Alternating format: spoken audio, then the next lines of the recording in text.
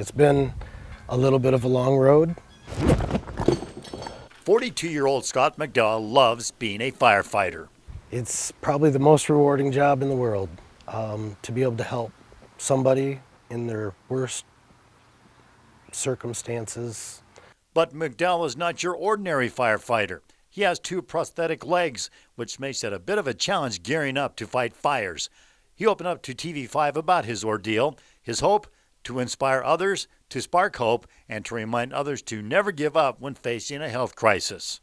McDowell is a volunteer with the Montrose Township Fire Department. He had been with the department for about 2 years when he got terribly sick in May of 2011. Strangely enough, it all started when he was gardening and came across some poison ivy.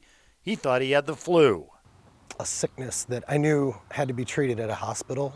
There was a 1 in a million chance of contracting the rare disease. I had a better chance of winning the lottery.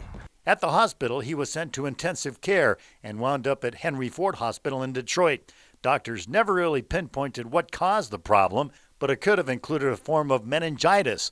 Eventually, due to the apparent infection, gangrene had spread to his legs. It was a fight to keep me alive.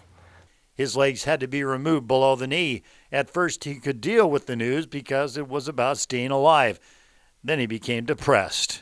As time progressed, the thoughts of being in a wheelchair for the rest of my life, or having to walk one of my daughters down the aisle in a wheelchair. Let me ask you this. Did you ever entertain thoughts of giving up, coming back to the fire department once you got your prosthetic legs?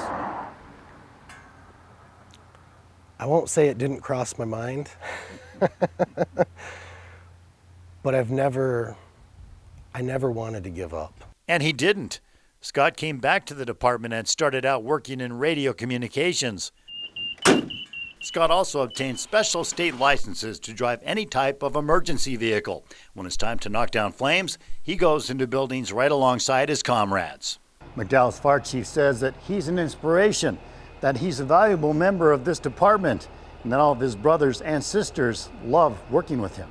If he's got his bunker gear on, you can't tell that he's got 2 prosthetics. Just the way he moves and stuff, it's unbelievable. There's some issues without having his feet, he can't tell the heat, so everybody just watches him. You know, everybody's to look out for everybody. Everybody goes home together. Now, you are an inspiration to others, whether you know it or not. What do you think about that? It's humbling, very humbling. I feel like I do what anybody else would do in a circumstance like this, where life tries to pull the rug out from under you, and I'm not into quitting. I'm not into giving up. What do you think was the toughest obstacle that you had to overcome, especially when you came back to the department? It was probably self-confidence.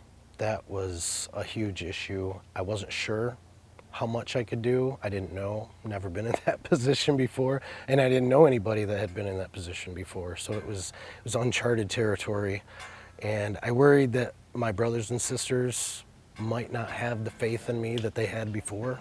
Speaking of faith, Scott had a visitor in his hospital room right after his legs were amputated. It was a nurse. She spent about half an hour offering him encouragement and told him never to quit. At the end of her visit, she raised her scrubs and showed him her prosthetic leg. Was it an angel that was sent to you to tell you that you could do it?